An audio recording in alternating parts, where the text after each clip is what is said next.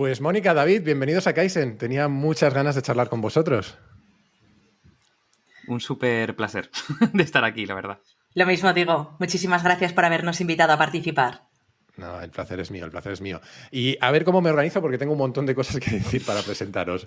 Empezando porque es la primera vez que entrevisto a dos personas a la vez y eso ya os lo he dicho antes. Además creo que los tres tendemos a saltar de una idea a otra. No sé qué va a salir, pero seguro que va a ser interesante. Y os propongo que esto sea una conversación y que nos interrumpamos mutuamente, que ya intentaré yo que retomemos el carril como se pueda. Y siguiendo, porque me he leído vuestro libro, que se llama Upgrade y que tengo por aquí, voy a enseñar a la cámara para hacer publicidad en condiciones. Y me ha encantado. Os tengo que dar la enhorabuena porque creo que es una guía estupenda para eso que pone en el subtítulo de Desarrolla tu perfil a prueba de futuro. Creo que no mentís. Pero además porque creo que lo que recogéis en él son habilidades esenciales para la vida, en todos los órdenes, no solo en el perfil profesional, aunque es quizá en lo primero en lo que podríamos pensar. Y creo que os lo dije por email, pero es que es casi el libro de Kaizen, que si yo tuviera dos dedos de frente tendría que haberme puesto a escribir, pero como soy idiota me he puesto a escribir sobre otras cosas que no sé cuándo terminaré. Así que menos mal que no lo hice porque os habríais adelantado y entonces quizá no os daba tanto las gracias. En cualquier caso, estoy seguro de que quienes oyen Kaizena virtualmente lo van a disfrutar mucho, así que recomendadísimo queda. Y después de este monólogo, que se me ha hecho larguísimo, antes de empezar, tengo una pregunta muy importante para cada uno de vosotros por separado. La primera es para ti, Mónica. Y es que escuché el Light Mental que grabasteis y el otro día y decíais que tenías un pasado en la farándula. Pero más allá de comentarios sobre el tronío que tienes, no aclarasteis nada y a mí me puede la curiosidad. ¿Qué hacías? ¿Qué cantabas o qué cantas? Muy bien, pues ahora te cuento, pero bueno, lo primero de todo, muchísimas gracias por haberte leído el libro y por recomendarlo. Bueno, yo soy todavía una podcaster novata, estoy en ello. Tengo que decir que normalmente no hablaba mucho de mi vida farandulera en prácticamente ningún contexto, pero bueno, con los chicos de Heavy Mental me vine arriba, salió de manera muy natural y bueno, pues efectivamente así es y además, pues, ¿por qué no hay que ponerlo en valor? Pues fíjate, Jaime, yo empecé ya desde muy pequeña con muchísimo gusto por la música, una gran sensibilidad. Mi madre me apuntó a clases de piano cuando tenía 4 años, luego con poco éxito porque la maestra aquella era una de las de con sangre entra y no acabó muy bien la cosa. Acabé incluso con un poco de trauma, pero bueno, yo siempre muy musiquera, muy cantarina también, dando conciertos los fines de semana a la familia desde muy chiquitita, ahí subida al taburete, o sea que siempre me ha gustado mucho la música.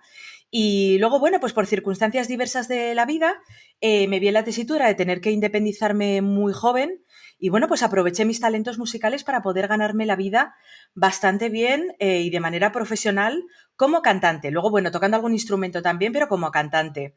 Y fíjate, durante 10 años, primero en una big band, haciendo clásicos desde el tango, el bolero y por supuesto la copla, que aquí donde me veis, que me gusta el heavy metal, el death metal progresivo, pero ahí estaba yo cantando copla y sintiéndolo a tope.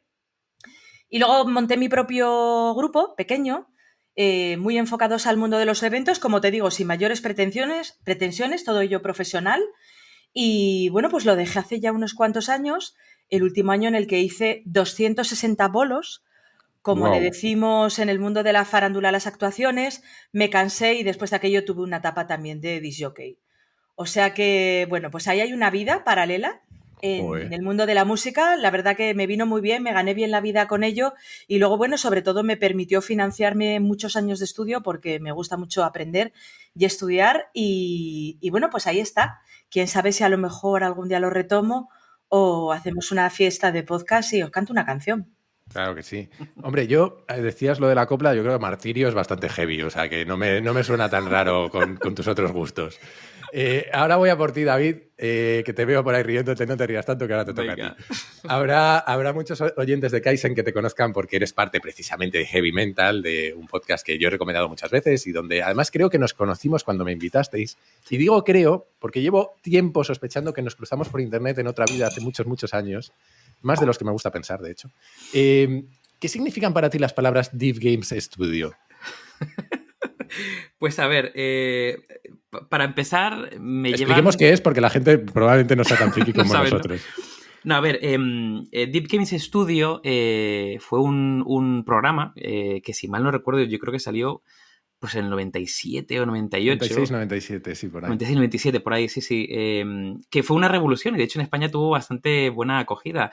Hasta ese momento, yo la verdad que siempre he sido como muy friki de los ordenadores y me encantaba mucho pues programar, pero programar en plan basic y utilizando, en vez de gráficos, porque no se podían, pues digamos, caracteres ASCII, ¿no? Que de alguna forma jugabas con ellos y jugabas con diferentes visualizaciones.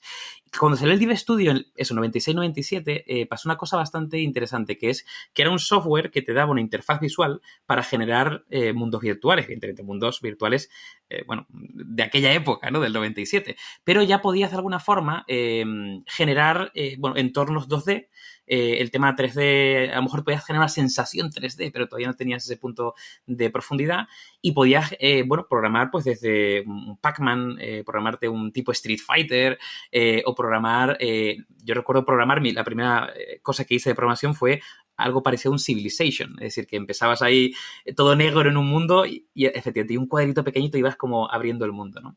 Y la programación que era por detrás era un lenguaje, yo diría que muy parecido a un QBasic, o sea, sí, en esa época un Basic un pelín más avanzado y también con toques un poco de Pascal, algo así, era como un metalenguaje. Y bueno, a mí de alguna forma hizo mella en mí porque al final acabé estudiando ingeniería informática y aparte porque me gustan los ordenadores, ahí hubo un punto también como no sé, como que se abrió un mundo de posibilidades y dije, ostras, esto ya no solamente es pantalla negra, letras verdes, sino que hay otro mundo más allá, ¿no?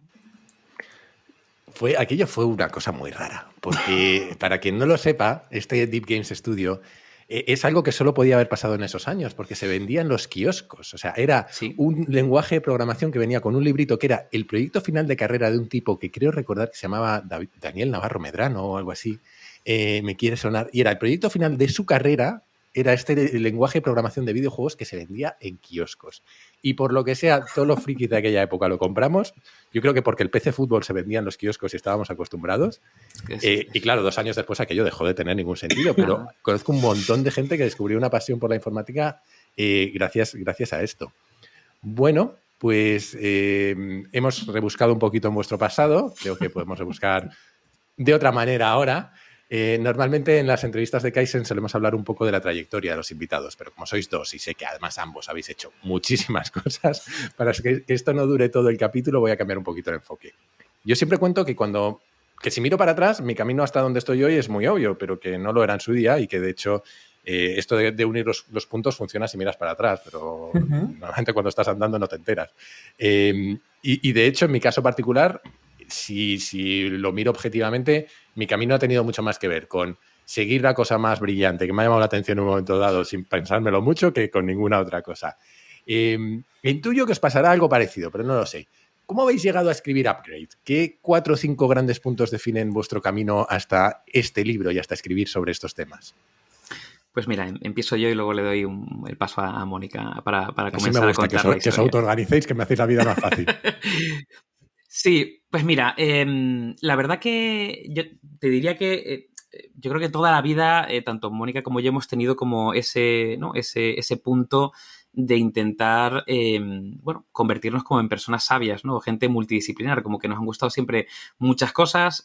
Bueno, ya Mónica ha contado una vida que no tenía nada que ver con la actual, ¿no? O sea, como que tenemos la sensación, tanto ella como yo, que hemos vivido diferentes vidas, ¿no? Pasadas, que ha habido como diferentes puntos de inflexión que han cambiado radicalmente, ¿no?, nuestra vida. El caso es que yo conocí a Mónica, o nos conocimos cuando trabajamos en una agencia de marketing digital.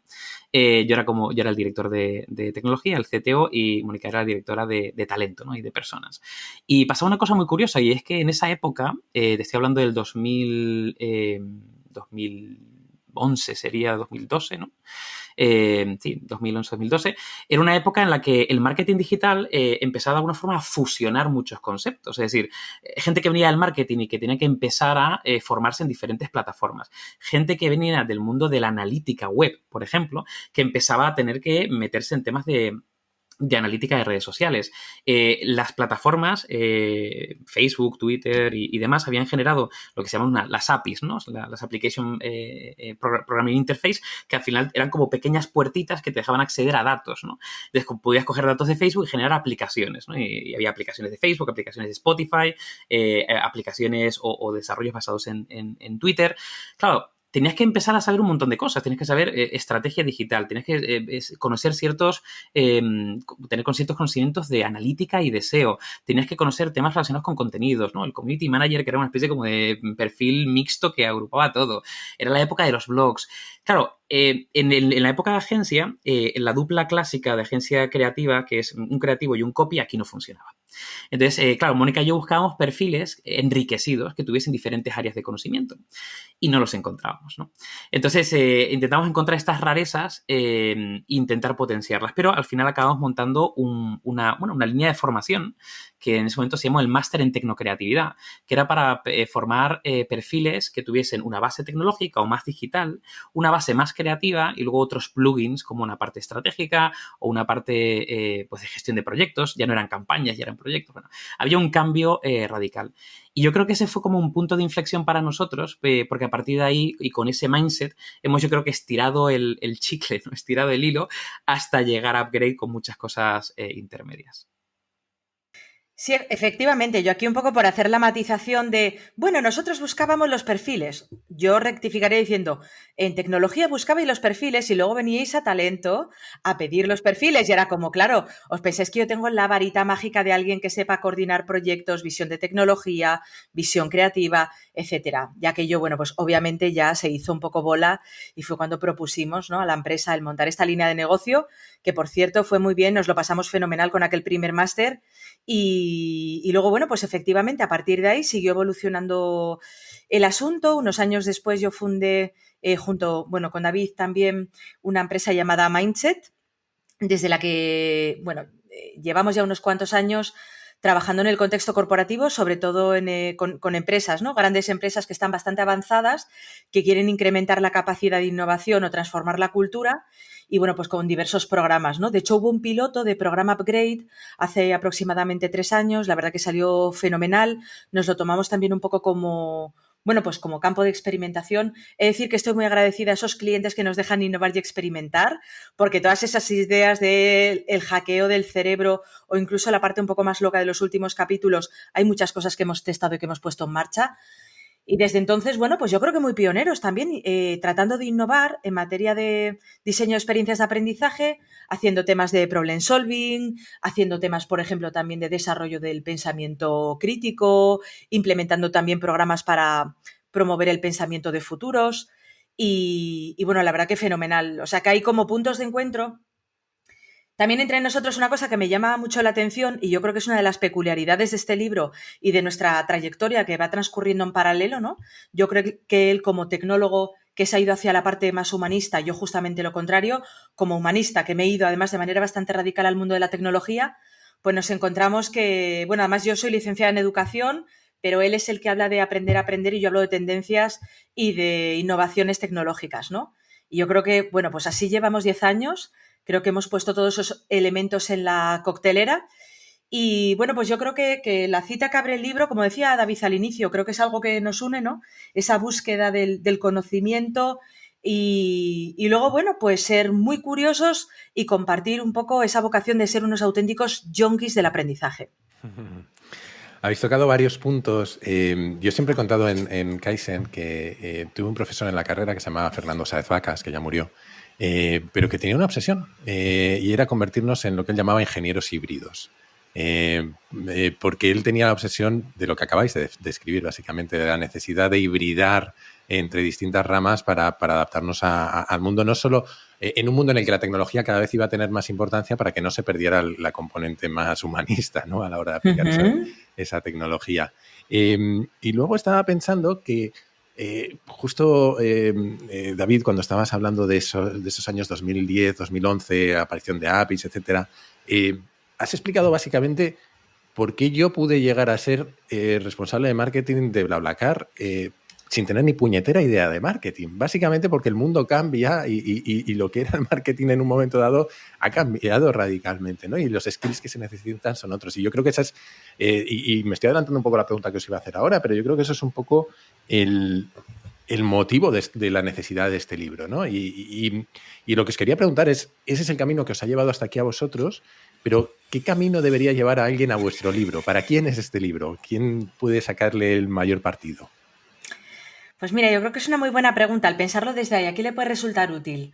Pues mira, yo creo que Upgrade puede ser un libro útil, sobre todo para una persona que de partida ha entendido e interiorizado de manera profunda diferentes temas, ¿no? Primero, que vivimos en unos tiempos de cambio donde hay determinado tipo de cambios que se aceleran de una manera exponencial, ¿no? Y que tenemos una tendencia a ir hacia ahí. Hay muchas cosas que han cambiado. Luego también, claro, en consecuencia, pues ha de ser una persona que haya entendido también que todo lo que es el mundo profesional se ha transformado también, es decir, que hay toda una serie de transformaciones del trabajo que afectan a la manera en la que trabajamos, desde dónde queremos trabajar, cuáles son las expectativas, todo lo que tiene que ver, por ejemplo, con incluso las nuevas tendencias, el mundo de los creadores. Es decir, se ha entendido que hay unas transformaciones profundas del trabajo y que ya no vamos a volver atrás, ¿no? Por ejemplo, pues esta perspectiva de que ya las carreras no son tan verticales y ascendentes, sino que a veces son zigzagueantes, y eso ya no solamente no es un inconveniente, sino que es un valor porque implica que hay una experiencia profesional y una biografía que, bueno, pues te ha aportado pues una serie de maneras de pensar, de experiencias y de competencias que van a resultar muy útiles. Bueno, pues es una persona que ha entendido todo esto. Pero además también es una persona que ha entendido que vamos hacia esa hibridación de la que hablabas o esa multidisciplinaridad. Es decir, ya no es como antes, ¿no? Ligado a esta visión ascendente de yo estudio una cosa, pues como era antes, no sé, a lo mejor lo recordaréis, que es, bueno, yo hago la carrera y estaba esa cosa de la formación continua, que era una historia que se hacía como muy de vez en cuando, ¿no? Pues el entender que todo avanza rápidamente, se ha transformado también el mercado de trabajo, se han transformado los negocios, se ha transformado la manera en la que vivimos, nos hemos transformado nosotros y por tanto las carreras profesionales son completamente diferentes. Y los perfiles que se requieren a día de hoy son distintos. Como todo va tan rápidamente, ya quizás no necesitas al súper especialista, sino que necesitas una persona con una perspectiva mucho más ya no solamente multi, sino transdisciplinar, es decir, que tenga la capacidad de hilar otro tipo de reflexiones entre las diferentes disciplinas, que lo pueda poner en marcha en diferentes contextos y luego, sobre todo, que tenga también como una mentalidad de crecimiento y una mentalidad enfocada al aprendizaje a lo largo de toda la vida, porque ha entendido que la vida no es otra cosa que un camino de aprendizaje permanente y ahora todavía más. Entonces, yo lo que me imagino con Upgrade, aunque bueno, obviamente y desde la humildad los lectores nos lo dirán, pero yo me imagino que es una persona que ha entendido todo esto y luego además también que tiene una vocación por el querer mejorar y por el querer aprender. Es decir, que frente a todos estos discursos a menudo, ¿no?, bastante tecnoapocalípticos, pues ve todo este cambio como un lugar donde existen un montón de oportunidades, un montón de océanos azules y que dice, venga, pues yo quiero darle caña, quiero aprender, quiero mejorar, quiero comprometerme con mi propio proceso de aprendizaje y entonces me compro este libro como una guía práctica con un montón de consejos útiles para poder hacerlo o por lo menos iniciar un camino. Sí, yo lo suelo decir en Kaizen, y vosotros lo decís en el libro, decís que es un metalibro, ¿no? Que es un libro de libros y es... yo lo veo como una puerta de entrada y con Kaizen me pasa parecido, ¿no? Al final, yo siempre digo que los capítulos de Kaizen son hilos de los que la gente después puede tirar y el libro, tal y como lo habéis planteado vosotros, creo que deja un montón de hilos abiertos, te enseña el principio del camino y luego cada uno puede seguir por cada uno de esos caminos, ¿no?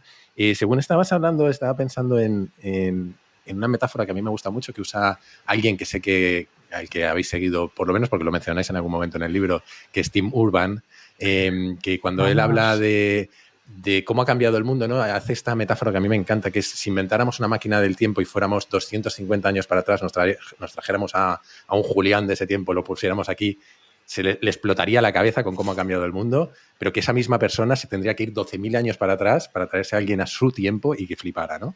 Yo siempre explico que creo que estamos en una época en la que hemos pasado de época o de momentos en el tiempo en los que los cambios de paradigma sucedían como mucho uno por generación a una época en la que vamos a tener varios cambios de paradigma en cada generación. Y eso tiene que ver con el zigzagueo que tú decías, ¿no, Mónica? Porque yo creo que vamos a enlazar varias mini carreras dentro de lo que llamamos carrera profesional, que van a tener mucho más que ver con los skills que desarrollamos en cada una de esas etapas que con lo que aprendimos en la carrera, que nos queda lejanísimo. Dicho esto, vamos a meternos con el libro, si os parece. Hacéis una metáfora y planteáis un modelo en 3 partes. La primera es actualizar tu sistema operativo, la segunda es instala nuevas aplicaciones y la tercera es mejora tu hardware. Y os propongo que recorramos las 3, que vayamos por orden y empecemos por eso de actualizar tu sistema operativo. ¿Qué necesita la versión de Jaime 2022 que no necesitaba la de 2012, 2002 o 1992? ¿Qué novedades tiene que tener esta versión? Y esta no sé si es para... No sé quién la quiere tomar, pero por aquello del friquismo tecnológico me salía a preguntársela a David. Pero pues como queráis. Esta se la dejo a Mónica y yo engancho con la siguiente. Venga. Sí, nos hemos organizado porque los dos hablamos mucho, ¿eh? Pero luego, bueno, a partir de aquí podemos, por supuesto, improvisar. Vale. Bueno, pues vamos allá. Además, yo estaba tratando de imaginarme esa versión tuya. O sea que... Pues bueno, mejor no me imagines. Pongamos que es otro Jaime. Vale. Bueno, pues vamos a generalizar entonces, pero Mejor. Bueno, totalmente de acuerdo con lo que dices, ¿no? De la cuestión de las microcarreras, que además a veces son casi como sprints, ¿no? Sprints de aprendizaje. Bueno, lo primero, nosotros utilizamos esta metáfora del humano-máquina, pero con una perspectiva bastante humanista, o sea, que lo hacemos con el ánimo de que se comprenda lo mejor posible, ¿no? Pero bueno, al final entendemos la tecnología como un medio, no como un fin en sí misma, o sea que, bueno, vaya eso por delante. Y bueno, pues un poco la línea de lo que dices, el primer asunto es que efectivamente todo está cambiando tan rápidamente que la magnitud del cambio implica que vamos a tener esos cambios, ¿no? Como decías, de paradigma de manera cada vez más frecuente. Entonces necesitamos un montón de cosas. Bueno, lo primero de todo, y ya como primera reflexión general, es que yo creo, bueno, yo creo que además es un pensamiento compartido, porque además hablamos de ello en el libro, que a medida que va creciendo la complejidad cognitiva, va también mejorando nuestra capacidad de aprender la propia noción del tiempo. Que bueno, a mí es algo que me fascina, ¿no? Todo lo que tiene que ver con la noción del tiempo. Y hay un autor con un apellido prácticamente impronunciable, el segundo, Roman Snarik o algo así, se podría decir que tiene este libro de The Good Ancestor, ¿no? El buen ancestro, que lanza algunos conceptos bastante interesantes, como el pensamiento catedral, ¿no? Frente a un pensamiento más a corto plazo. Cómo necesitamos pensar para poder anticiparnos al cambio, tener una visión mucho más profusa, ¿no? Acerca de lo que sería el devenir del tiempo. Bueno, pues por un lado, el desarrollar una visión del tiempo más allá. Luego, por otro lado, como buen ancestro, pues decía que también tenemos que preocuparnos por las generaciones futuras. Entonces, esa es una de las cosas que planteamos en el libro, que tiene además que ver con la cuestión ética, y es bueno, pues en un mundo donde cambian tantas cosas, donde tenemos tantos debates fascinantes, yo creo también que están por venir, ¿no? Relacionados con la computación cuántica, con la inteligencia artificial, con todos los potenciales cambios que ello podrían implicar, ya no solamente desde el punto tecnológico, sino también desde el propio hecho de lo que significa ser un ser humano, pues tenemos que equiparnos, porque además, por todo tipo de sesgos cognitivos, lo que hacemos es una proyección de nuestro futuro en función de nuestra experiencia vivida y de nuestro pasado. Pero tenemos que prepararnos también, por eso hablamos de prepararnos para el futuro. Y bueno, pues ahí, en este primer bloquecito, hay un set de competencias, conocimientos y mentalidades que nosotros queremos promover. Entonces, el primero de todos, que bueno, en el fondo viene de muy atrás, pero tiene que ver con la cuestión del autoconocimiento. Pese a lo que pueda parecer, nos conocemos muy poco y el hecho de conocerse incluso es algo bastante difícil. Y vamos, con todos los avances que conocemos del mundo de la neurociencia, más todavía, es un campo que a mí me parece fascinante, pero ahí lo ponemos, ¿no? Es decir, este Jaime, ¿cómo tendría que ser? Llegado el caso de que necesite mejorarse, ¿eh? Seguro eso que ya, sí. Digo yo, y si le preguntas a mi novia más. Pues cosas que tenemos que hacer. Lo primero de todo, conocernos a nosotros mismos, lo que significa conocer mi yo del presente, quién soy, qué es lo que quiero, qué es lo que me motiva, y luego yo del futuro, cuál sería mi futuro deseable, ¿no? Desplegando también esa visión de largo plazo y luego identificar cuál es esa distancia o esa brecha entre los dos puntos para decir, vale, esta es mi ruta de desarrollo, entendiendo que cada cual es el protagonista de su propio desarrollo. Luego, ¿qué más tenemos? Lo que llamamos hackear el cerebro, ¿no? Pues este Jaime es más consciente de los propios sesgos cognitivos y utiliza modelos mentales para pensar mejor en una época, además, donde vivimos con demasiada información y donde a veces es muy complicado discernir qué es lo cierto de lo que no lo es, o incluso cuando se cuestiona la propia noción de la verdad. Vale, pues ¿cómo nos equipamos cognitivamente para vivir ahí? Y no solamente sobrevivir, sino vivir pues desde la prosperidad y la abundancia, que es algo que nosotros también proponemos. ¿Qué más cosas? Pues es un Jaime que comprende y abraza la complejidad. Es decir, vivimos en contextos complejos donde, bueno, cada vez más se nos plantean los problemas y las realidades como desde una perspectiva maniquea, simplista, de blanco y negro. Bueno, pues comprendemos la complejidad, es decir, que hay mucho más allá del blanco, el negro y de la telebasura, etcétera, etcétera, y entendemos los procesos complejos, ¿no? Que son los que nos permiten analizar la realidad, bueno, pues de la mejor manera posible, y además abrazamos esa complejidad.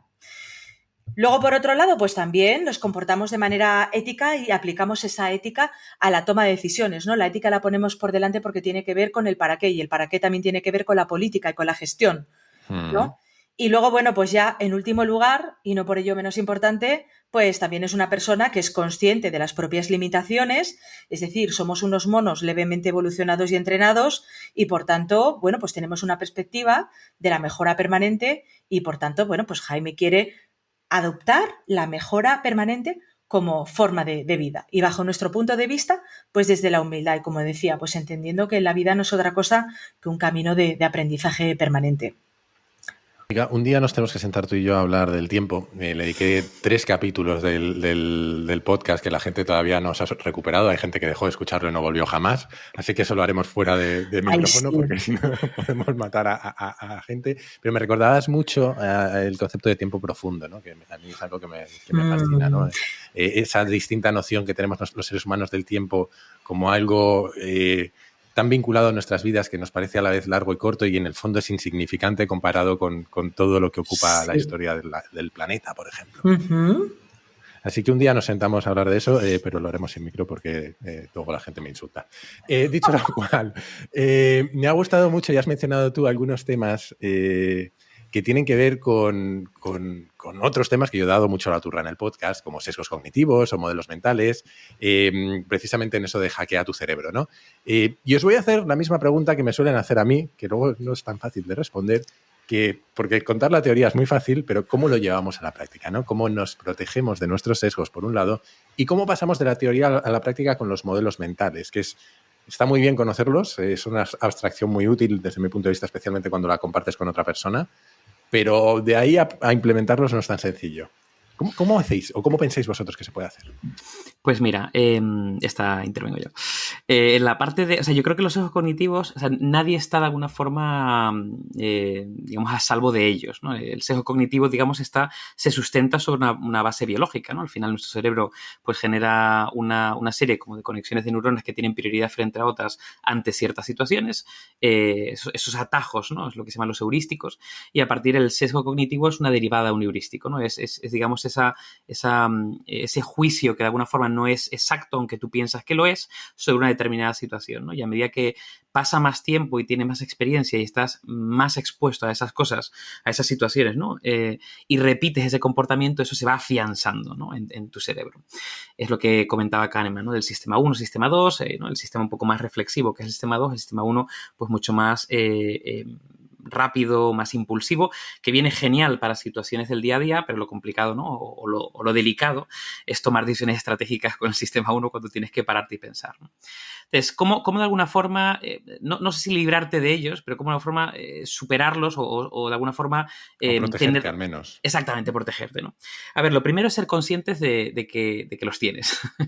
Esto es lo primero, decir, ostras, hay, yo creo que mapeados más de 150 sesgos cognitivos, evidentemente algunos son más comunes en el día a día que otros, pero, por ejemplo, conocerlos, ¿no? Que conocer el sesgo de confirmación, el sesgo de disponibilidad, el sesgo del superviviente, conocer ese tipo de sesgos y de alguna forma, bueno, que estén en un plano mental para tenerlos en cuenta, ¿no?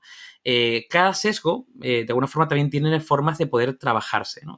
La mayor parte de ellos se pueden trabajar mediante pensamiento crítico, ¿no? Es decir, que la mayor parte de esos sesgos ocurren cuando de alguna forma tomamos una decisión impulsiva con la información que tenemos disponible en ese momento o la que de alguna forma nos da nuestra mente, ¿no? El hecho, por ejemplo, de profundizar un poquito a las fuentes, ¿no? A las fuentes de dónde viene esa información. Pararte a reflexionar sobre lo que nos llega y darle una vuelta. Incorporar, por ejemplo, miradas diversas, ¿no? Que no nos quedemos solamente en nuestro propio sesgo, ¿no? Tanto de conocimiento como de experiencia. Son como pequeños ejercicios que evidentemente no se pueden hacer todo el rato, pero en situaciones importantes o con cierto nivel de relevancia, si eres consciente de esos sesgos, yo creo que se pueden, pues, tener en cuenta, ¿no?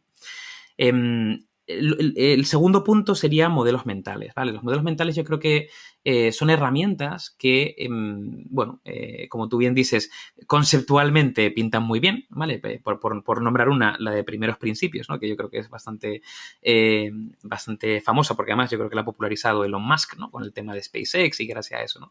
Que básicamente es coger un problema y al final descomponerlo en sus partes fundamentales para volver a construirlo de otra manera, ¿no? A partir con esa descomposición te das cuenta de cosas que pueden fallar, cosas que se pueden mejorar ya a un nivel más unitario y se vuelven a construir, ¿no? Que por cierto me parece un pensamiento como muy ingenieril, ¿no? Es decir, yo es principio de superposición, me lo enseñaron a mí en la carrera como el principio de superposición. Exactamente, yo cuando lo digo, ostras, yo pienso ya así, ¿no? Entonces, ahí viene la parte interesante, ese punto de ver un modelo mental y decir, ya pienso así, es que de alguna forma lo has incorporado o lo has interiorizado en tu set de herramientas, ¿no? Entonces, yo creo que el tema, por ejemplo, de la retrospectiva o la inversión, ¿no? Es decir, el ver un problema y buscar, digamos, el inverso al mismo, ¿no?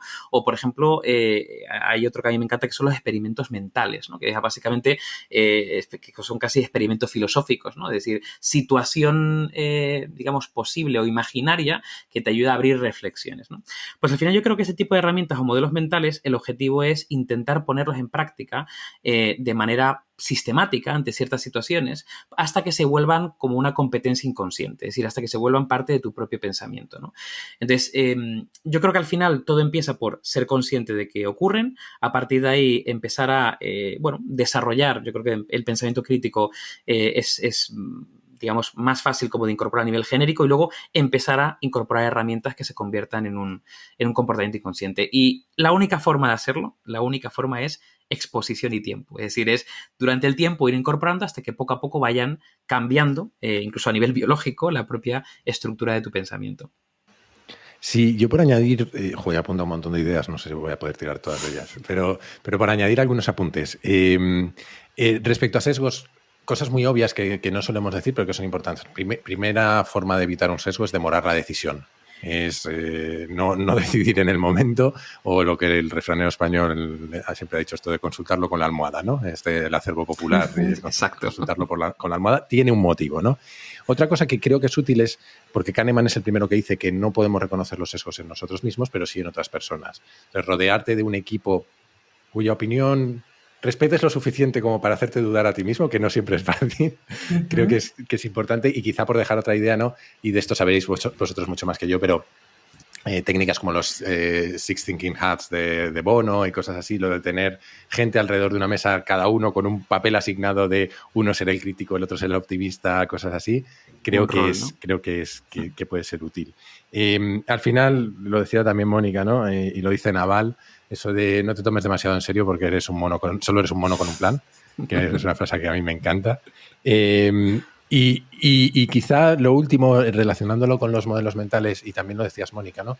Creo que todo parte del autoconocimiento, porque los modelos mentales son muy útiles, pero nos los tomamos como una lista de cosas que aprender y no nos damos cuenta de que a lo mejor cada uno necesitamos aprender más de un tipo que de otro, porque venimos configurados de base o por nuestra trayectoria con algunos de ellos ya más o menos integrados, ¿no? Que es lo que decías tú, David, del pensamiento ingenieril, que tiene sus cosas buenas y sus cosas malas.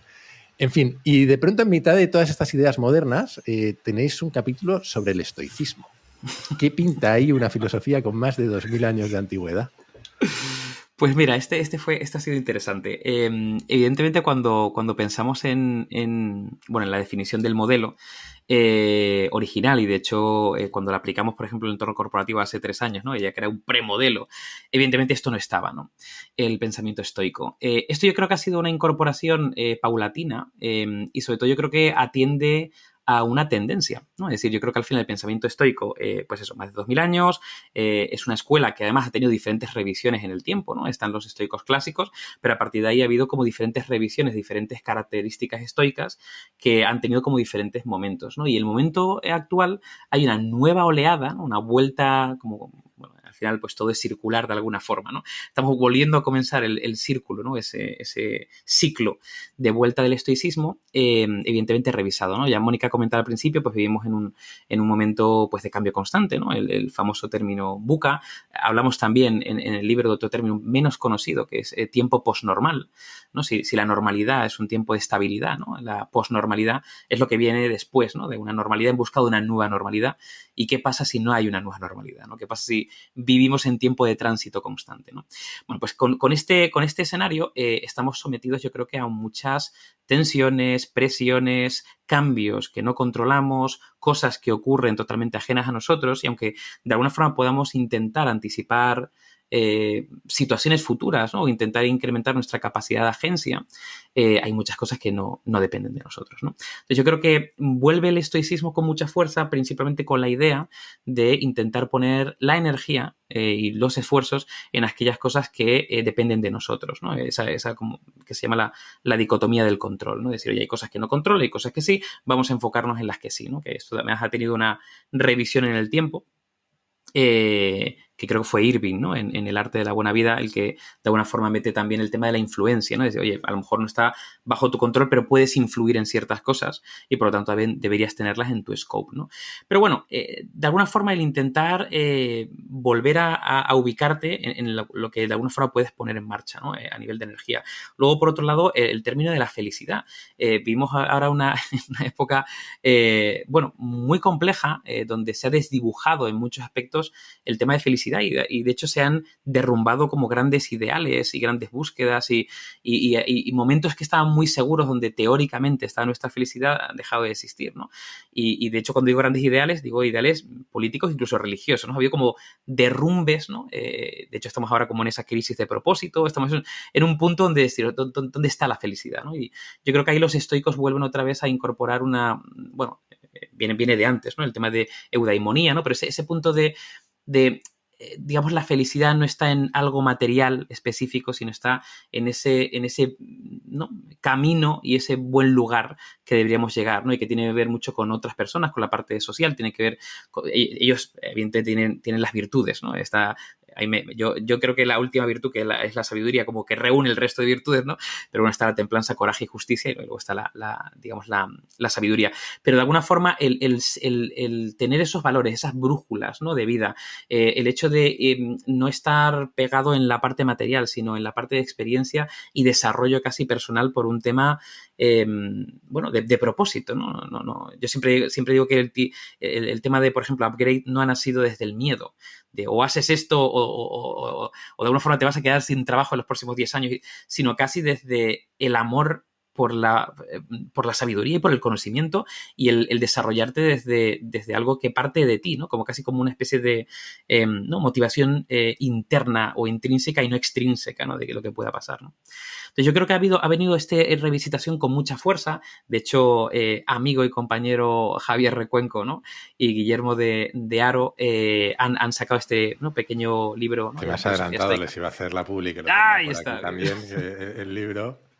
Que debo decir, por cierto, ya se lo he dicho a Javi, que les ha quedado un poco como librito de catequesis, con el papel así, la letrita pequeñita, pero que tiene muy buena pinta. Yo no me lo he leído todavía, pero tiene muy buena pinta. Bueno, pues hacen una revisión también, o sea, cogen, digamos, estoicos clásicos, cogen estoicos un poco más modernos y de alguna forma hacen una revisión. Y también yo creo que es un libro como de puerta de entrada, ¿no? Es decir, como que te das un review completo y te hace la puerta de entrada para que puedas profundizar, ¿no? Y de hecho con Javi también, y bueno, con Mónica, yo y con Javi, con Guillermo, también estuvimos hablando de cuáles son aquellas cosas que de alguna forma se han actualizado, ¿no? Y aparte de las que he dicho, hay una muy importante que tiene que ver con las emociones, ¿no? Es decir, cuando lees a Marco Aurelio o lees, digamos, los estoicos clásicos, hay una especie como de ruptura absoluta entre la emoción y la racionalidad, ¿no? Es un tantra emocional, ¿no? Lo de los estoicos es suprimir las emociones, claro, prácticamente. Entonces, bueno, yo creo que eso no funciona en el mundo moderno. No, yo creo que hay una revisión. Yo creo que las emociones son buenas. Además, es un indicador muy bueno también incluso de toma de decisiones. Y creo que lo que hay que hacer básicamente es canalizarlas en vez de suprimirlas, ¿no? Entonces, bueno, la razón y las emociones yo creo que tienen que generar una especie como de baile y no de alguna forma que vayan en separado, ¿no? Pero bueno, queríamos poner este pensamiento estoico por atender a una tendencia y porque realmente creo que hay muchas, o creemos, ¿no, Mónica y yo, que hay unas bases y unos pilares que yo creo que tienen mucho sentido en este tiempo que vivimos. Sí, yo además el estoicismo también le dediqué un capitulillo y creo que tiene que ver también como una reacción al pensamiento Mr. Wonderful que nos ha dominado durante muchos años, que creo que ha generado muchas frustraciones y que creo que esta revisitación tiene mucho que ver con el choque con la realidad que está siendo muy duro en algunas ocasiones, ¿no? El segundo bloque del libro, vamos a pasar al segundo yo creo ya, Venga. es el de instala nuevas aplicaciones. Y empieza con algo que es una de mis debilidades, que lo habéis mencionado antes de pasada, lo de aprender a aprender. ¿Cómo se aprende a aprender? Pues mira, también... La pregunta fácil, la respuesta no lo sé. No, pues mira, la llevamos trabajando mucho tiempo. O sea que más o menos tenemos claro el enfoque. A ver, pasa alguna cosa muy curiosa, que es que parece que los seres humanos aprendemos por diseño, ¿no? Es decir, estamos diseñados para aprender. Y en cierta medida, digamos que hay una parte cierta, digamos, en esa frase. De hecho, hay un neurocientífico francés que tiene un libro que se llama Cómo aprendemos, que se llama Stanislas Dehaene, que es maravilloso el libro porque tiene una base muy científica, nombra muchos papers, muchos experimentos, pero de alguna forma es bastante sencillo de leer, ¿no? Y él dice que no deberíamos ser considerados homo sapiens, en este caso sapiens sapiens, sino homo docens, ¿no? La especie que se enseña a sí misma, porque nuestra principal ventaja como especie no está en nuestra capacidad cognitiva en general.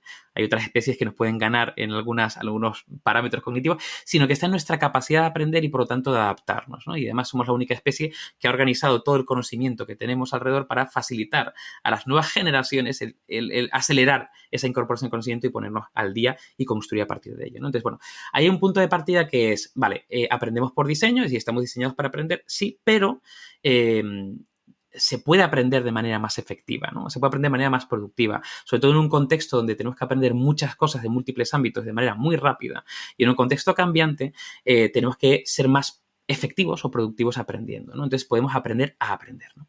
Entonces, este aprender a aprender, digamos que lo dividimos como en dos grandes áreas. Por un lado, los avances neurocientíficos nos dan pistas de cómo funciona el cerebro y de alguna forma podemos incorporar diferentes técnicas que favorecen el aprendizaje, ¿no? Pues si sabemos que el cerebro, ¿no? Pues tiene una parte, ¿no? que es el hipocampo, ¿no? Que consolida el conocimiento, y la amígdala, que procesa emociones y están pegadas, y se sabe que hay una vinculación específica entre emociones y conocimiento, es decir, se nos queda en nuestro cerebro más impregnado aquello que tiene una emoción fuerte, que puede ser positiva o negativa, pero de alguna forma, pues de alguna forma cambiemos la forma de aprender y no tengamos, no sé, sesiones de 3 horas de lectura peñazo donde evidentemente vas a retener un 5%, ¿no? Sino vayamos a un punto más experiencial donde podamos vivir algún tipo de emoción, ¿no?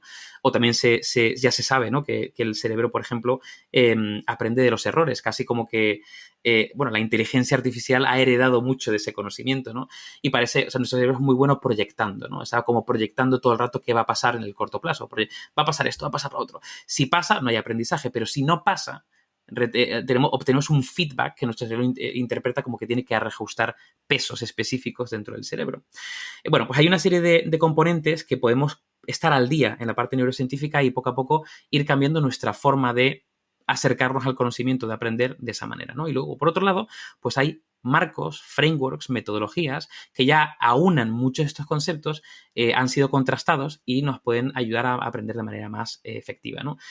Hay varios que citamos. Hay uno que a mí me gusta mucho, que es el de Geoff Kaufman, de cómo aprender cualquier cosa, ¿no? How to learn anything, que básicamente, bueno, él ya, esto viene de anterior, tiene un libro que se llama MBA Personal, donde mete básicamente todo el contenido de un MBA dentro de un libro, lo cual me parece un ejercicio muy interesante, pero también un poco, ¿no?, fútil inútil porque al final se quedó obsoleto en 3 años, es decir, ese contenido tiene que ir cambiando, ¿no? Pero bueno, el caso es que hizo ese ejercicio y posteriormente sacó ese framework, ¿no? Y, por ejemplo, da claves muy interesantes como que no tiene sentido que aprendas de golpe, sino que te marques un objetivo, ¿no? Y no un objetivo cualquiera, sino un objetivo específico, medible, acotable en el tiempo, que tenga un peso para ti desde el punto de vista, por ejemplo, de importancia, ¿no? Lo que eran los objetivos SMART. Y se ha demostrado que cuando hay un objetivo, el cerebro aprende de manera más efectiva. O, por ejemplo, este tema de focalizarse o sea, foco y difuso, ¿no? Es decir, podemos enfocarnos durante un tiempo en concreto y, de hecho, debemos enfocarnos. Cualquier tipo de distracción genera lo que se llama el residuo del aprendizaje, es decir, si rompemos ese punto de aprendizaje y volvemos a engancharnos, no estamos en el mismo estado y no construimos de la misma manera que estábamos, ¿no? Entonces, focalizarnos, pero luego tener momentos de desconexión o de pausa, ya no solamente para lidiar con esa procrastinación que también hablaba Tim Urban, ¿no?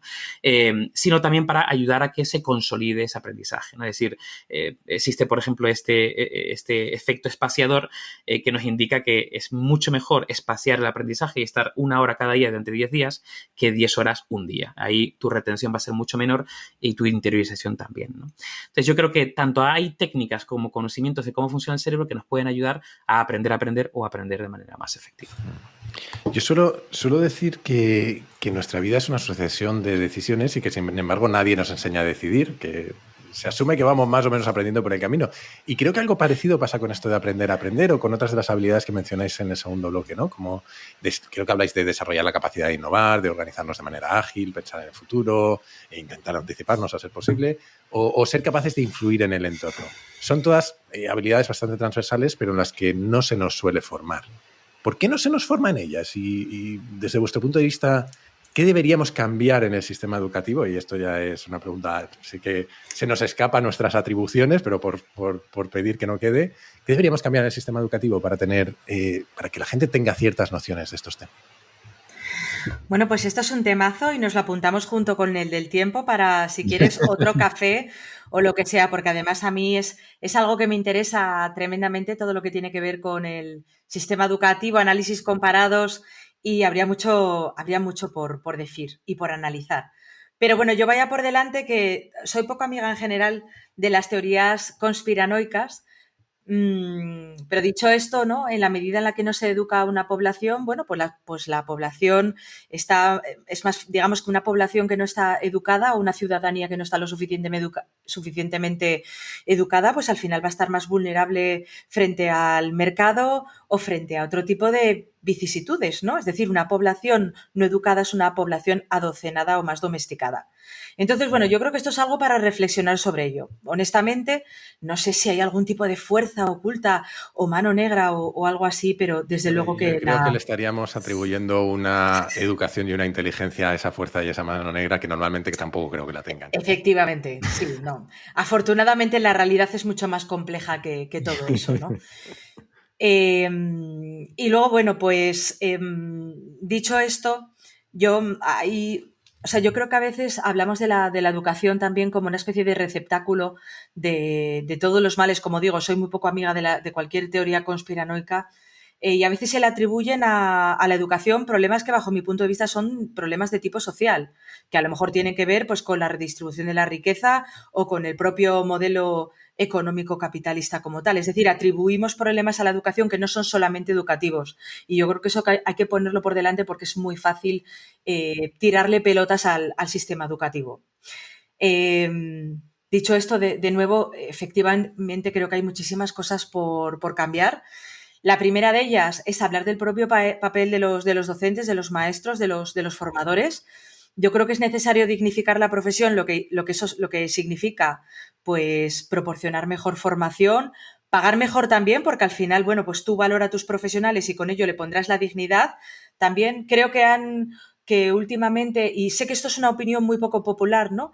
Pero bueno, de alguna manera, con determinado tipo de enfoques, bajo mi punto de vista algo posmodernos en lo educativo, pues se le ha quitado algo de poder también a los maestros en la escuela y a los profesores en la secundaria. Y claro, cuando a los chicos y a las chicas a veces les faltan referentes y les falta acompañamiento, el no tener una figura de, digamos, ¿no?, de apoyo o de autoridad desde el punto de vista emocional y cognitivo, pues es tan malo como, o sea, esa falta de apoyo es realmente nefasta, ¿no?, para la propia construcción del aprendizaje. Entonces, lo dicho, yo sé que esto es poco popular, pero quería decirlo porque me parece que eso, que efectivamente lo primero es el tema de la formación de los docentes, hay que dignificar la profesión. Luego, por otro lado, también, desde un punto de vista científico, la medida, y creo que lo comentaba el otro día también, ¿no?, en Heavy Mental, justamente, toda la evidencia nos dice que la medida más efectiva desde el punto de vista educativo es reducir la ratio. O sea, que a veces pensamos mucho en cohetes voladores, EduTech, pero lo que hay que hacer es que haya menos iPads y personas, demás. que haya menos... iPads y demás, y todas estas tecnologías en las aulas, y al final. Efectivamente, ¿no? Pues se trata de un tema de la ratio. ¿Y por qué hablo de la ratio? Pues porque al final bajar la ratio es lo que permite realizar un mejor diseño docente y luego, sobre todo, algo que me parece crítico, que es la cuestión de atender a la diversidad, que tiene que ver con la cuestión del autoconocimiento. Si las personas tenemos diferentes equipamientos cognitivos, vemos la vida de manera distinta, percibimos incluso el tiempo de manera diferente, hay toda una plétora de neurodiversidades y de neuroatipias que están todas conviviendo en el aula. Y me da igual que hablemos del aula de primaria, del aula secundaria o incluso de la formación en el terreno de lo corporativo, ¿no? Pues tenemos que atender a esa diversidad. En la medida en la que yo reconozco y soy capaz de ver y de leer a la persona que tengo enfrente, seré mucho más capaz de provocar un cambio. Nosotros hablamos mucho de competencias, pero también de mentalidades, porque fijaos, otra de las cosas, ¿no? Hay una tendencia ahora mismo de hacer un planteamiento de sistema educativo muy basado en competencias, que en el fondo no es nada novedoso. Esto ya viene de Estados Unidos desde los 50 del año pasado, ¿no? Una perspectiva muy, bueno, muy conductual, además, acerca de la educación, que es muy útil para muchas cosas, pero luego hay otro tipo de pensamiento profundo y de reflexiones más sofisticadas que también tienen que ver con el pensamiento crítico, que no se pueden entrenar solamente desde lo competencial. Bajo mi punto de vista, no podemos convertir el sistema educativo como una especie de gimnasio de competencias, ¿no? Yo creo que el gimnasio de competencias está bien para algunas cosas, pero no puede ser solamente eso. Además, en el momento en el que estamos en lo meramente comportamental, solamente incidimos en ello, mientras que hay otro tipo de cambios, ¿no?, más profundos o que tienen que ver con lo identitario o, por ejemplo, que tienen que ver con la cuestión de los valores, que si eres capaz de generar un cambio ahí, todo ello puede caer en cascada. Y bueno, daría para mucho para contar un montón de ejemplos, o sea que eso igual para otro día, pero bueno, yo realmente creo que son necesarios muchos cambios, hay muchas cosas por hacer. Y bueno, pues yo ahí lo que diría, si quisiéramos de alguna manera esto, tratar de ordenarlo, pues eso, el mejorar un poco las condiciones de las personas que se dedican a lo educativo, porque es poco sexy. De hecho, yo a día de hoy, todavía porque estudié educación, es decir, soy pedagoga, suena como una cosa un poco rara. Los educadores a menudo están ausentes de los debates contemporáneos sobre educación. Yo creo que esa brecha hay que romperla también. Y bueno, pues lo que diría es, hay que operar diferentes cambios en los diferentes niveles del sistema educativo. No podemos generalizar y lo que vale para educación superior no vale para primaria. Como decía, creo que tenemos que ir hacia la personalización, por lo tanto, el hacer decrecer las ratios y luego, bueno, obviamente, invertir recursos. ¿En qué invertimos? Yo digo, oye, ¿por qué no quitamos un montón de asesores políticos e invertimos todo ese dinerito en reducir esas ratios? A lo mejor sería posible. Y luego otra cosa más que quería decir, que lo estabais comentando precisamente al hilo del estoicismo, que es como esta disociación falsa, además, en la realidad, ¿no? Porque al final esto de la razón y la emoción es una distinción que hacemos en el análisis, pero que luego en la síntesis no existe. Es decir, no la podemos escindir ni poner más encima o menos porque lo que es, decir, está ahí.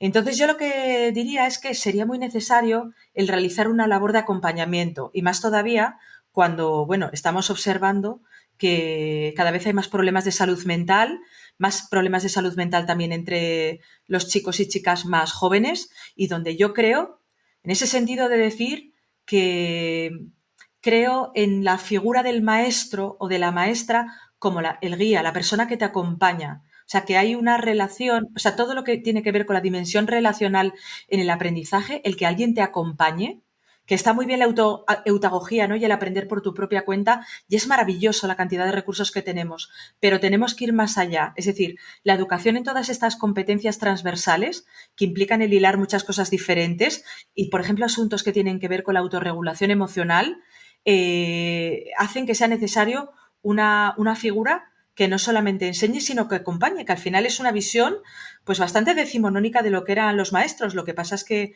creo que en cierta manera,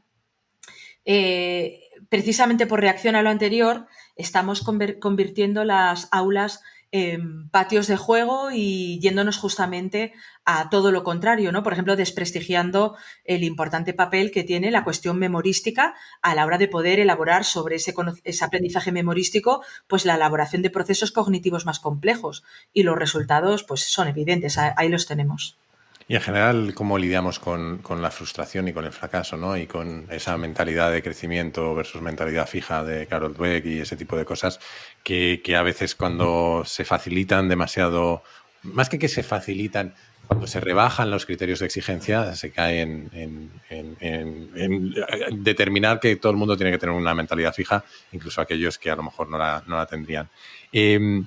Lo que has dicho me resonaba mucho porque mi padre era profesor de instituto. Era profesor de instituto en un barrio razonablemente conflictivo de Madrid. Y muchas veces confundimos la labor de los institutos con la labor de la sociedad. Y mi padre en un momento dado su principal objetivo es que los alumnos fueran a clase y no estuvieran en la calle. Claro, ahí te olvidas de impartir conocimiento de otras cosas. Has pervertido el objetivo de la escuela, ¿no? O de la educación.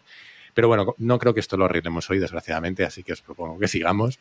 Y el tercer y último bloque del libro es el que habéis llamado Mejora tu hardware. Y yo tengo la sensación de que en este os habéis permitido dejar un poco más libre la imaginación, porque empezáis hablando de cuidar nuestro cuerpo biológico y acabáis en el transhumanismo. Así que vayamos por partes.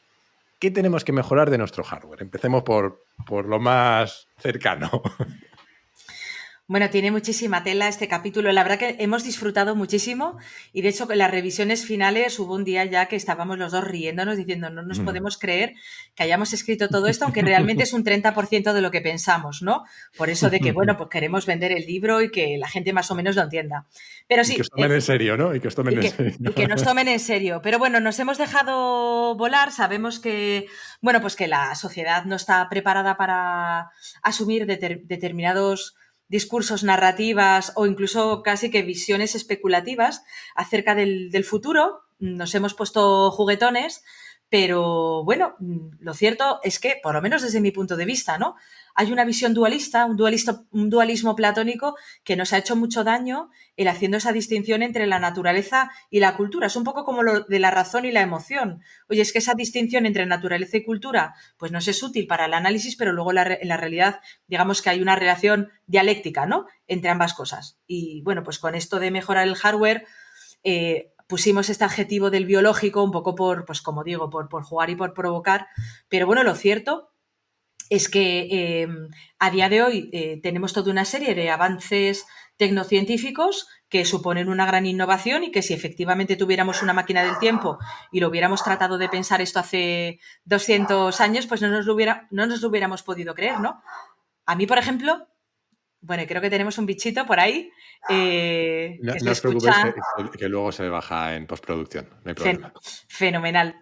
Bueno, pues eso, lo cierto es que a mí me gusta mucho, por ejemplo, la historia de la medicina, ¿no? Y todo lo que tiene que ver con esos avances y cosas que hoy podemos curar y cosas de las que afortunadamente no nos morimos, pues serían impensable, ¿no? El haber podido resolverlas hace apenas unos poquitos años. Y ahí, por poner un ejemplo, pues a día de hoy hemos dejado de considerar enfermedades a temas que hace apenas unos años pues no lo eran, ¿no? Por ejemplo, pues la homosexualidad se consideraba una enfermedad hasta desafortunadamente no hace tanto tiempo. O las mujeres que tenían deseos sexuales y deseos de autonomía personal, pues se las categorizaba como histéricas, ¿no? De hister, de útero, y además se las trataba físicamente. Bueno, pues nos gusta pensar que llegará un momento en el que, bueno, pues tengamos toda una serie de avances que nos hagan ver como cosas que a día de hoy son incurables o impensables, pues como algo del pasado, ¿no? Nos interesa, por ejemplo, todo lo que tiene que ver con la cuestión de la longevidad, aunque, bueno, yo creo que luego tendremos igual tiempo para hablar un poquito de ello.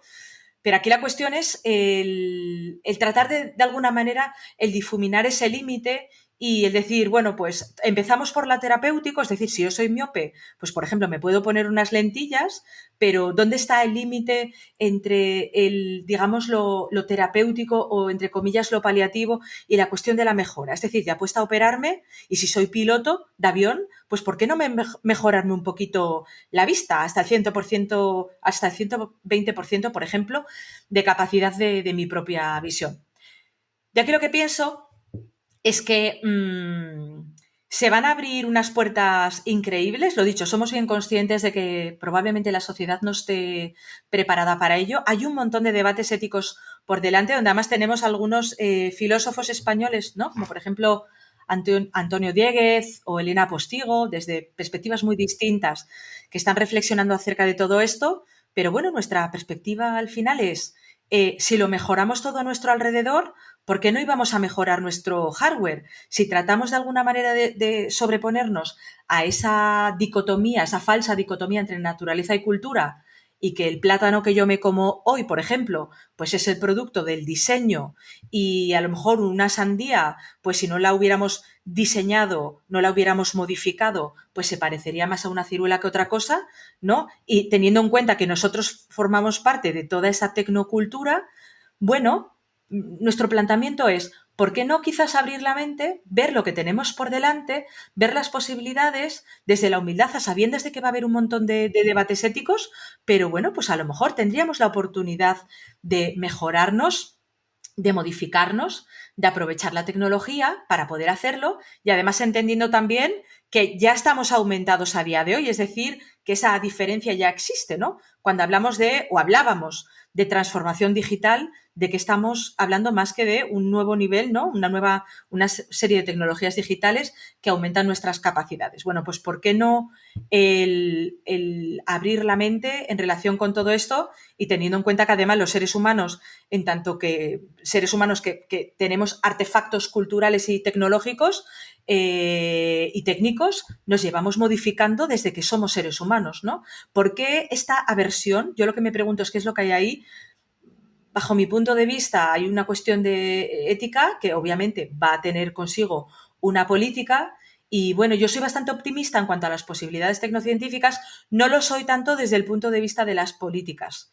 O sea que, bueno, confío un poco menos, digamos. O sea que veremos por dónde vamos y luego, bueno, pues para terminar esta reflexión, sí que yo no le diría a nadie que tiene que mejorarse, sino que, bueno, yo esto como lo veo es una cuestión de evolución donde cada cual elija libremente y yo qué sé, pues a lo mejor si dentro de 10 años hay un útero artificial, pues habrá personas que elijan reproducirse de esa manera y otras a lo mejor preferirán hacerlo a la antigua usanza, ¿no? Yo creo que esto va a quedar un poco en el terreno de la elección. Obviamente, todo lo que tiene que ver con la cuestión ética, y si ya dejamos volar nuestra imaginación y nos ponemos especulativos o sacamos la bola de la bruja Lola, pues es el decir, wow, a lo mejor de repente estamos en una de las últimas generaciones donde esta cosa que llamamos, ¿no?, la raza humana, pues sea solamente una y podamos empezar a diverger. Podría ser, pero bueno, esto es ponerse ya muy, muy especulativo. Yo, mientras no acabemos con las conchitas esas de Demolition Man, todo va bien. En ese camino entre cuidar nuestro cuerpo y convertirnos en algo más que humanos, habláis de algo que para alguien como yo, que tiene una hoja de seguimiento personal en la que registra no solo constantes vitales, sino cosas como cuántos libros quiero leer y he leído, cuánto tiempo paso con la familia y cosas así como muy frikis. Creo que es peligrosamente reconfortante leer. Habláis del yo cuantificado. ¿Qué es eso de la cuantificación personal y por qué creéis que es útil?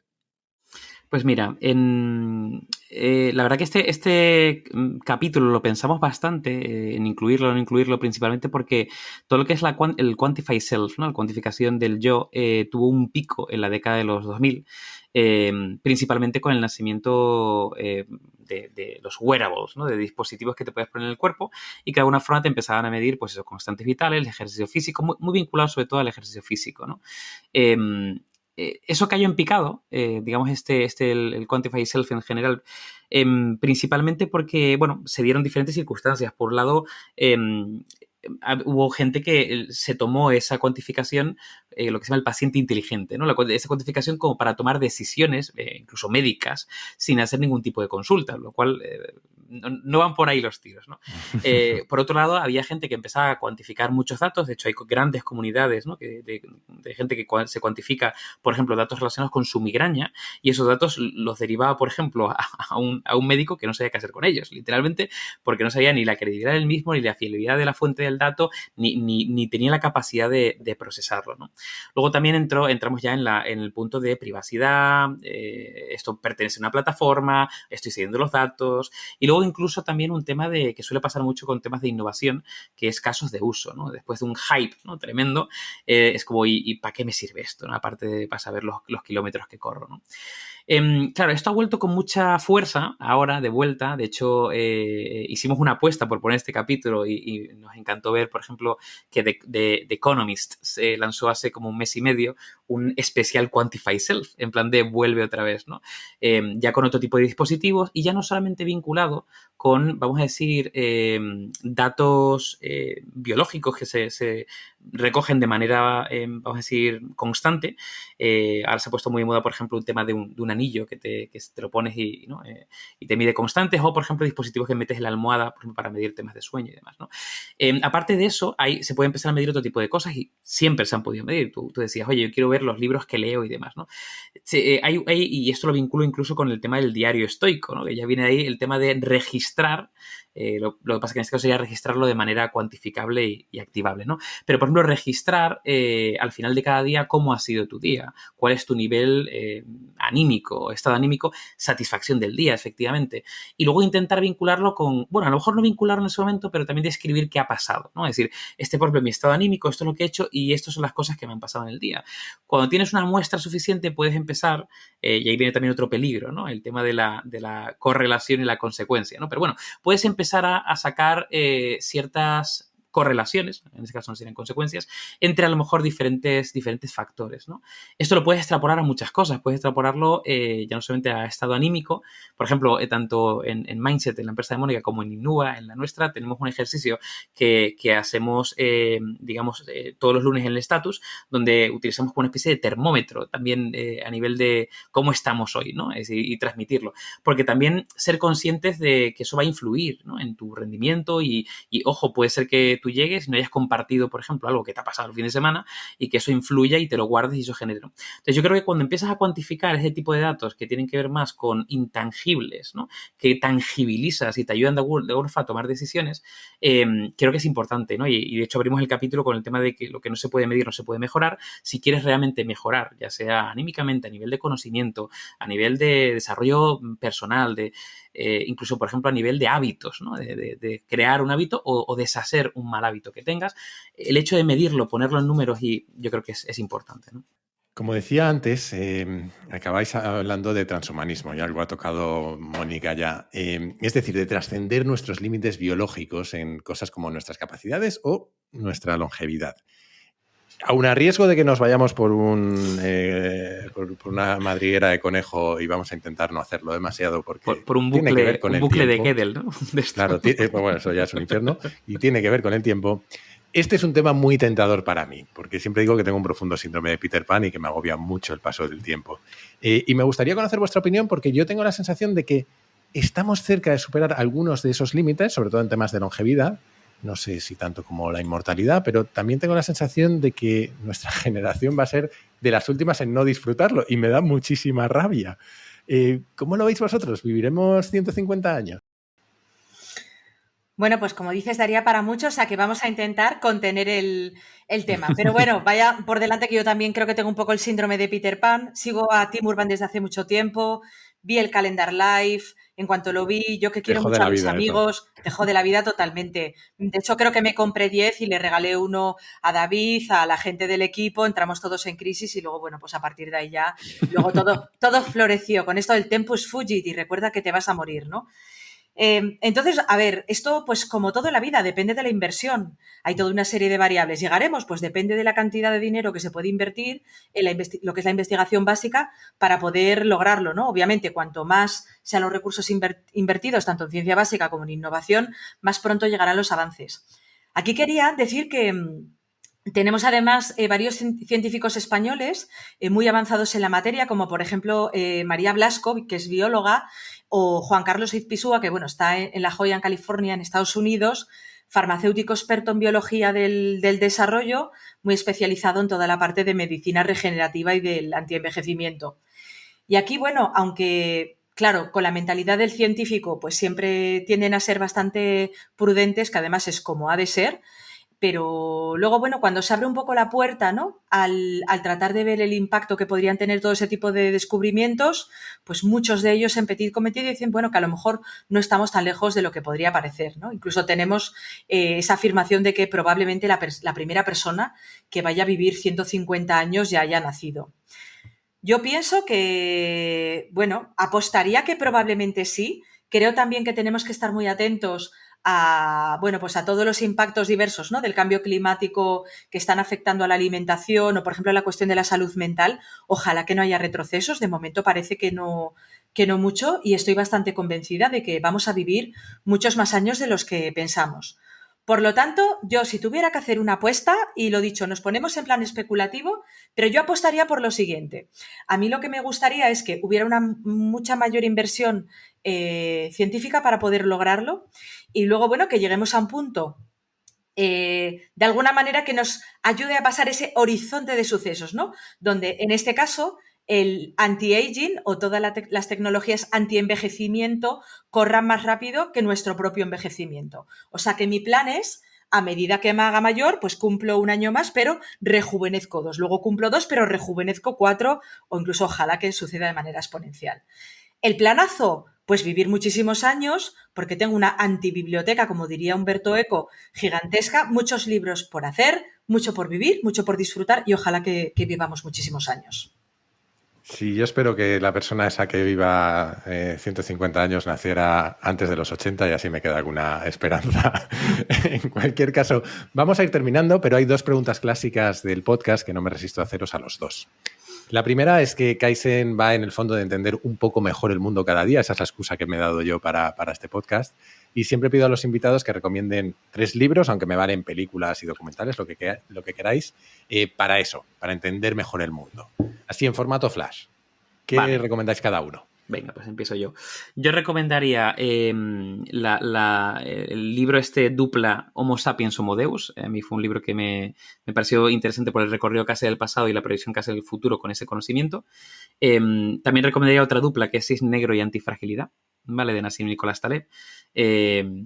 Y por cambiar y no poner un libro, yo intentaría motivar el tema de consumir lo que se llama el real science fiction, ¿no? La ciencia ficción real. Que básicamente, siempre digo que no, la ciencia ficción sin ciencia sería fantasía, ¿no? Señor de los Anillos, Harry Potter. Ciencia ficción con base de ciencia, de alguna forma te hace una proyección a posibles escenarios futuros. Y ahí yo, por recomendar un par, diría Black Mirror, casi como referente, además en breve se estrenará una nueva temporada, y Years and Years, por ejemplo, como 2 exponentes de ese ámbito de futuro cercano a evolucionar de cierta manera y sobre todo reflexionar, ¿no? Y para aquellos que no les guste leer, no lo hemos dicho, pero son series ambas. Ambas son series, efectivamente. Mónica. Bueno, pues voy yo también en modo flash. Personalmente encuentro muchísima inspiración para comprender el mundo en todo lo que tiene que ver con el estudio de 2 de los ámbitos que para mí todavía tienen más desarrollo, ¿no? Que es todo lo relativo al cosmos y luego también al estudio de nuestra mente. O sea que ahí voy con 2 recomendaciones. La primera es El futuro de nuestra mente de Michio Kaku, que además me parece un divulgador extraordinario. Y luego, bueno, si os animáis también, La física del futuro, Física de lo imposible. Son libros maravillosos. Segundo libro, El tejido del cosmos de Brian Greene. No lo tenía preparado, pero es un libro justo que tiene que ver sobre la textura del tiempo o del espacio-tiempo. Me parece maravilloso para repensarnos desde otra escala. Y luego ya pensando en la clave más social, pues recomendaría cualquier libro de Zygmunt Bauman, este sociólogo polaco que bajo mi punto de vista es uno de los autores peor citados porque casi siempre le citan mal o diciendo lo contrario de lo que él quería decir. Entonces, bueno, recomendaría cualquier libro de su obra, mejor la obra temprana y, bueno, pues particularmente libros como Modernidad líquida o Comunidad. Muy bien, pues Ana, le hemos puesto deberes. Yo iba a añadir un par que me he apuntado, no sé si hacerlo o no, pero venga, lo voy a hacer ya que me los había apuntado. Hemos hablado de la relación entre la emoción y la razón, y ahí los libros de Antonio Damasio creo que están Sí, muy bien. totalmente. Y luego hemos hablado también de naturaleza frente a cultura, y hay un libro que habla del lenguaje, pero que a mí me flipó, y de hecho le dediqué un capítulo que se llama Through the Language Glass, no sé cómo se llama en castellano, no sé si lo han traducido. El capítulo yo lo llamé La mirada del lenguaje, que está muy guay, porque revisa la pugna que ha habido en entender cómo hablamos y cómo nombramos los colores y cómo vemos el mundo según el lenguaje, el idioma que hablamos Qué guay. a lo largo de la historia. O sea que, libro muy curioso. Dicho lo cual, el último tema es uno que es recurrente en el podcast y que tiene que ver con el autoconocimiento del que hablabais al principio, que es la felicidad. ¿Qué habéis aprendido sobre la felicidad en vuestra vida? ¿Cuáles son vuestras claves para intentar conseguirla? Pues mira, empiezo yo. A ver, yo creo que la felicidad, creo que cada uno la encuentra en sitios muy diferentes, pero creo que apoyarse o basarse la felicidad en temas puramente materiales, creo que me parece un error. Yo un aprendizaje que he ido en el tiempo y cada vez tengo menos cosas como tal, o las cosas que tengo, su valor es un intangible, no la cosa en sí mismo, por ejemplo, libros, es que tenemos un montón. Y yo creo que cada uno tiene que de alguna forma conocerse a sí mismo para poder ver dónde está su felicidad. Yo, por ejemplo, he sentido, por ejemplo, históricamente, pues mucha presión, ¿no? Por socializar muchísimo o por hacer... Y me he dado cuenta, por ejemplo, que yo necesito, por ejemplo, socializar, pero también tener momentos de soledad. Y en momentos de soledad soy muy feliz por tenerlos, de hecho. O, por ejemplo, el hecho de que vivir experiencias... Yo, por ejemplo, tuve una época muy friki de la fotografía y tuve una experiencia malísima de que se me borraron todas las fotos de un viaje y me di cuenta de la poca importancia que tenían las fotos para mí y lo de alguna forma sesgado que estaba por mirar a través de la lente de la cámara, ¿no? Entonces, yo creo que mi felicidad cada vez está más en compartir experiencias con gente además que admiro y que quiero alrededor, y esa búsqueda del conocimiento, la sabiduría, y luego también ese punto de realización por hacer cosas que realmente tienen un valor, que es una de las cosas que también hizo un cambio de carrera para mí, de dejar de trabajar en una multinacional para trabajar en un proyecto donde intentase que mis proyectos tuviesen un valor y un impacto en sí mismo, ¿no? Y que eso de alguna forma, el ver el impacto, a mí eso me reporta una felicidad. O sea, has tratado propósito, experiencias, son normalmente, es lo que dice la literatura científica, ¿no? Mucho de eso tiene que ver con dónde solemos encontrarlo. Sí. Mónica, ¿cuáles son las tuyas?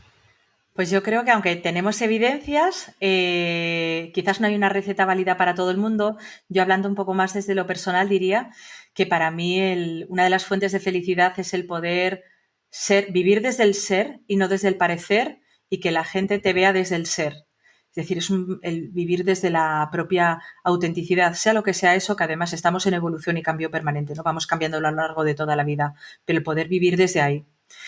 Luego, por otro lado, y en relación con el propósito, también todo lo que tiene que ver con el ser congruente con los propios valores. Y si alguna vez nos perdemos o no sabemos qué decisión tomar, sobre todo cuando es una decisión complicada, el observar esa decisión a la luz de los valores y el ser congruente con ellos aunque tenga un coste.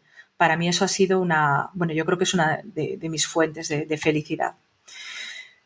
Pienso también que el amar y el sentir la gratitud por lo que tenemos es algo que nos hace felices o por lo menos que a mí me hace feliz, ¿no? Y está esa dimensión también social del sentirte parte de la comunidad, pues el amar y el sentirse agradecido no solamente por lo que a mí me pasa, sino también el sentir gratitud y alegría porque a las personas que me rodean les vaya bien.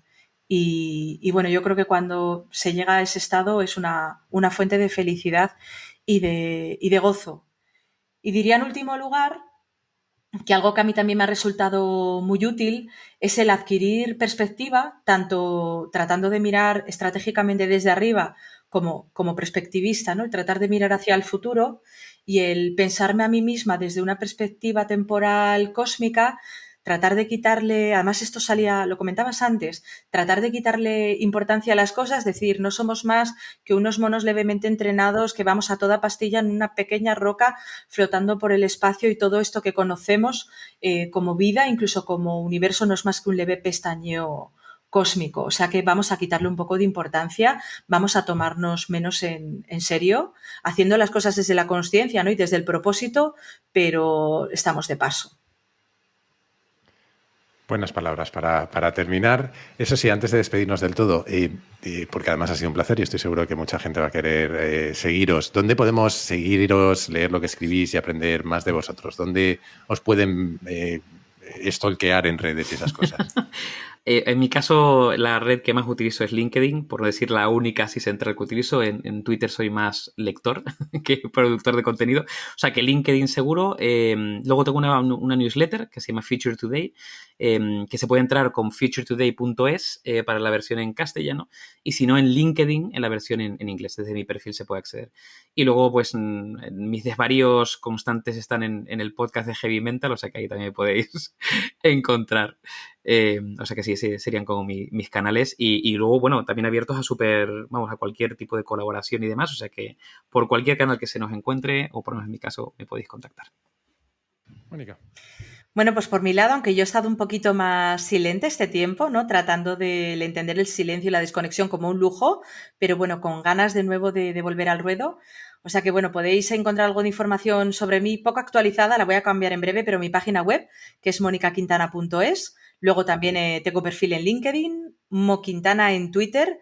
Y bueno, si queréis saber un poquito más acerca de mí, pues cuento un testimonio de vida en un documental que podréis ver en Filming que se llama Las cebras. Cierto, se me había olvidado. Hasta aquí la entrevista, Mónica. David, un placer charlar con vosotros y que sea la primera de muchas. Igualmente. Muy bien, el placer es nuestro. Muchas gracias por invitarnos. Gracias.